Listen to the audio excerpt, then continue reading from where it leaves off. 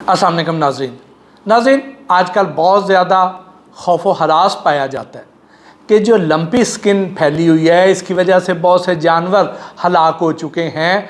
तो लोग इस खौफ में मुब्तला हैं कि क्या हमें बड़ा गोश्त खाना चाहिए, यानी बीफ खाना चाहिए या नहीं खाना चाहिए।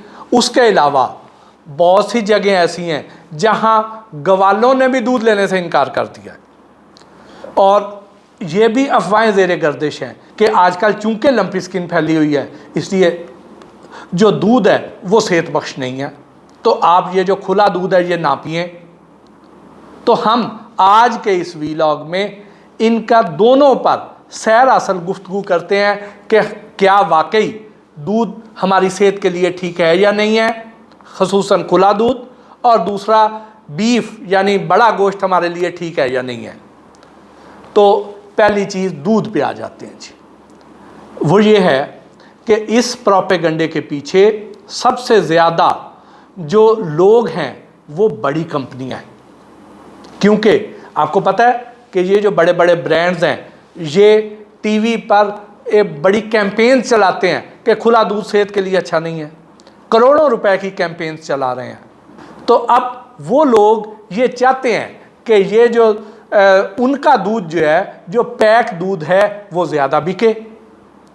तो उसके लिए वो उधर कैंपेन भी करते हैं और इस वाले सिचुएशन को ज़्यादा एक्सप्लॉइट भी वही लोग कर रहे हैं, इस अफवाह को ज़्यादा फैला भी वही रहे हैं। हालांकि इसमें कतन कोई सदाकत नहीं है कि इस वायरस का दूध पर कोई असर पड़ता हो, कोई असर नहीं पड़ता। आप बेफिक्र होकर दूध पिएं। अब आ जाते हैं दूसरे हिस्से की तरफ।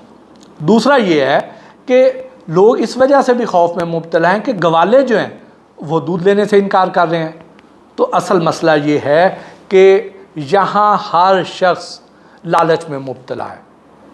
गवाले ये कहते हैं कि हमें, अगर हम इनको थोड़ा दबाव में ले आएंगे तो हम उनका, किसानों का दूध तो वो फिर ज़ाया चल जाएगा, तो वो तो देने पर मजबूर हैं। तो अगर हम थोड़ा नखरे करें, अगर हम कहें कि हमने दूध नहीं ख़रीदना है, तो उससे ये होगा कि हमें रेट सस्ता मिल जाएगा। तो ये भी एक फैक्टर है। फिर ये भी एक फैक्टर है कि कुछ लोग इन कंपनियों के फैलाए हुए प्रोपेगंडे के ज़ेरे असर दूध पीना छोड़ रहे हैं। तो उसकी वजह से गवाले किसी हद तक सच्चे हैं, क्योंकि आगे उनका दूध उस तरह सेल नहीं हो रहा, लोग डर रहे हैं। तो मैं पूरी जिम्मेदारी के साथ आपको ये बात बिला खौफ तरदीद कह सकता हूँ कि आप बेफिक्र होकर दूध पिएं। इस लंपी स्किन वायरस का कोई असर दूध में मुंतकिल नहीं होता और उसकी वजह से आपकी सेहत को भी कोई नुकसान नहीं होगा। अब आ जाते हैं गोश्त की तरफ।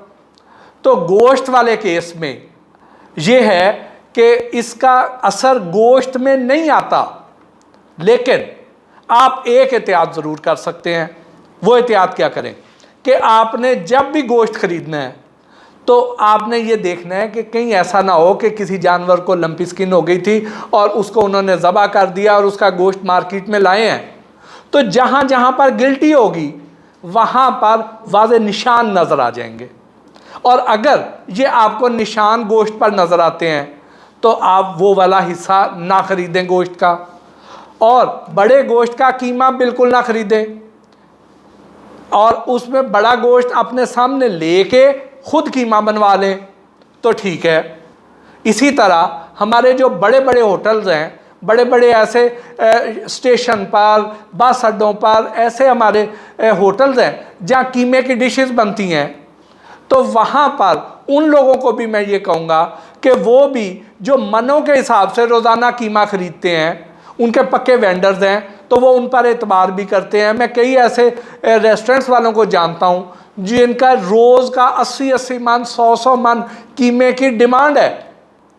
तो उनको ये चाहिए कि इन दिनों में जब तक ये लंपी स्किन वायरस पर पूरी तरह काबू नहीं पा लिया जाता, उन दिनों तक आप कीमा ना ख़रीदें, आप गोश्त ख़रीदें और गोश्त को अच्छी तरह देखें, क्योंकि आपने ग्राहक को आगे बेचना है और ग्राहक ने आपको पूरे पैसे देने हैं, वो आप पे ट्रस्ट करता है, उसके साथ किसी किस्म की ज़्यादती नहीं होनी चाहिए, धोखाधड़ी नहीं होनी चाहिए। नहीं तो इस जान में अगर आप ना भी पकड़े गए तो कल को उस जान में ज़रूर आप पकड़ में आएंगे। तो बराए मेहरबानी आप इन दिनों में कीमे की बजाय गोश्त ख़रीदें, अच्छी तरह देखभाल के ख़रीदें और फिर ख़ुद अपने निगरानी में कीमा करवा लें। ये एहतियात है, बाकी फ़िक्र वाली कतन कोई बात नहीं है। बेफ़िक्र होके बड़ा गोश्त भी खाएं और दूध भी पिएं और सेहतमंद रहें। अल्लाह पाक आपका हामी और नासर हो। इसके साथ ही आज के इस व्लॉग से अपने मेज़बान मोहसिन भट्टी को इजाज़त दीजिए। अल्लाह निगहबान।